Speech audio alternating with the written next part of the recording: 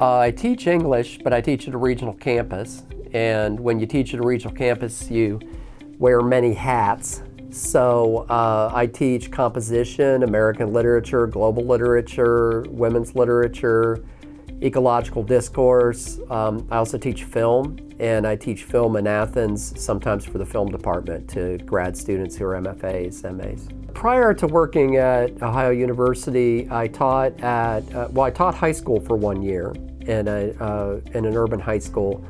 And I taught for 5 years at a small rural college in another state. I also taught at a liberal arts college in Ohio, and I've been teaching at Ohio University since 2009.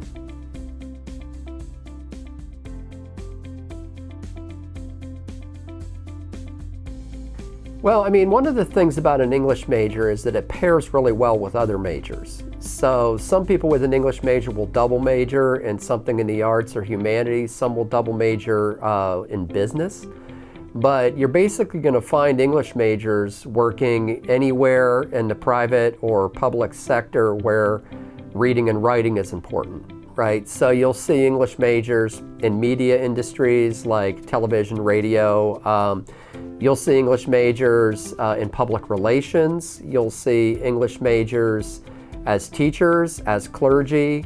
Some English majors go on to law school, go into law, go into politics. Essentially anywhere where people are going to be communicating, you're going to see English majors. So to give you an example, Michael Eisner, who was CEO of Disney for a long sort of famous period in the history of that corporation, Michael Eisner was an English major. Roger Corman, famous low-budget filmmaker, was an English major. James Franco went and got an English degree after he started acting, and sort of famously decided he was, adapting some famous works he's tried to get works by Cormac McCarthy and some other people. So, you'll find people who are interested in this degree in a lot of different places, in media or in communications-based industries.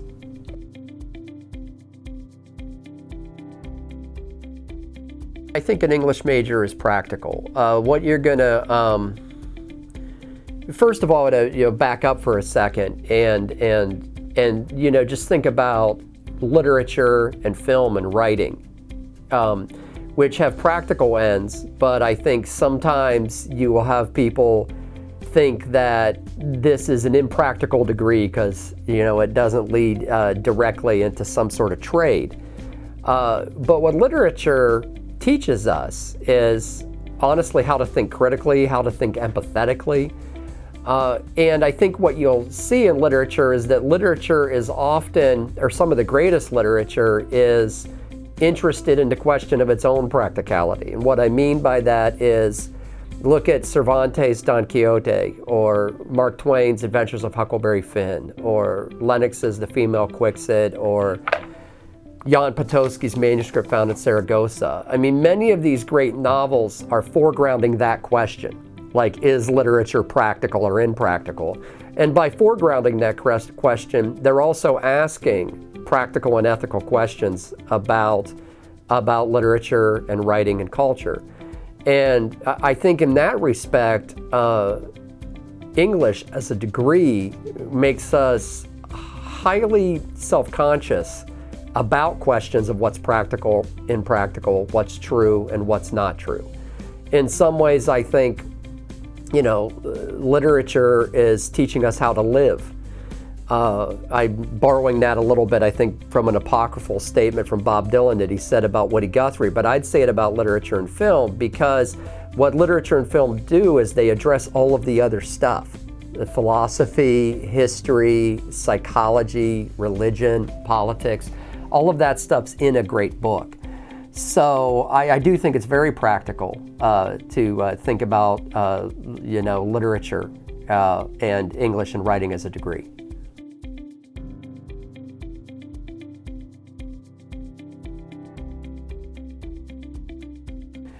My concentrations are 20th century and some 21st century American literature and film.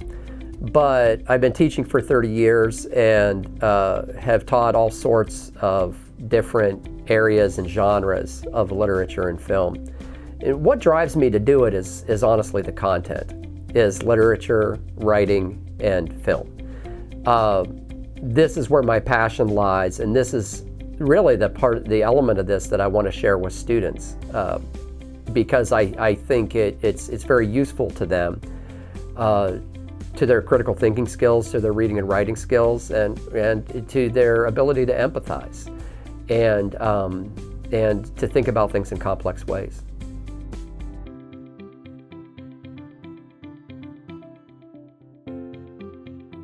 My dad was a mechanical engineer, and he didn't have a college degree. He came out of the Air Force and worked his way up in a plastics company in engineering. And when he retired, he used to go and talk to high school shop programs and industrial arts programs and vocational programs. And when he would go to talk to the programs, one of the things he would say is, whatever your skill set, your career is going to be enhanced by skills in reading, writing, and computation. So I think about that. I think about that kind of advice that he gave to people in practical arts as also practical advice. And I would reiterate that advice. But I would also say to just about everybody, regardless of what their major is, that you're learning all the time. I do DIY projects and garden and, cook and things like that at home because I saw my parents do it and I saw my grandparents do it. You're learning things all the time. I grew up on a small farm. I gained a lot of practical skills that you might associate with that kind of upbringing. I also spent a lot of time in public libraries, and I learned a lot from books. And I think there's kind of a myth that books are one thing and reality is the other. Actually, it's all reality, and you're learning from all of it all the time.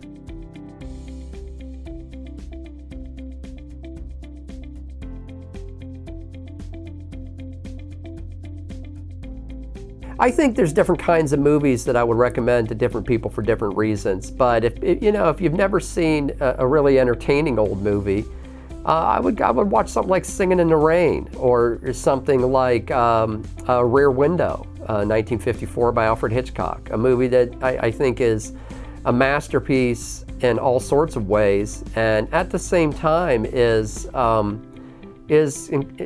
incredibly entertaining and accessible.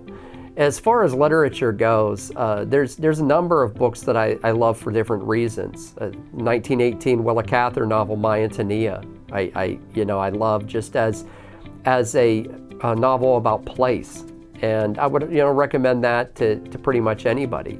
Anyone in a rural community, I would recommend they read Wendell Berry's novel Hannah Coulter. But there's many novels that are great novels that people don't think they're going to like, and I think they are going to like them. You're going to like Their Eyes Were Watching God. You're going to like Shakespeare's Hamlet. You're going to like these things, I think, because these books really speak to the human condition.